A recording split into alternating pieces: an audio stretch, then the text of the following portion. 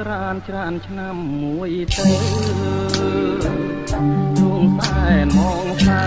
នឹកព្រួយក្រែងទៅឆាប់ភ្លេចរឿងដើម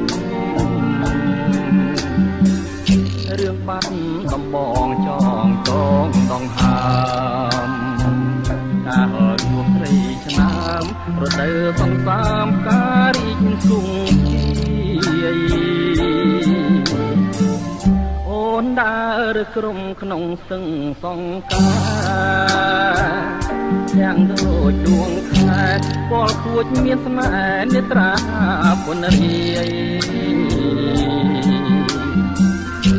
ថាក្ដីលហកសងខ្មៅរំសាយបងគុណមិនណាយក្លិនខ្លួនឆោមឆាយរាយសង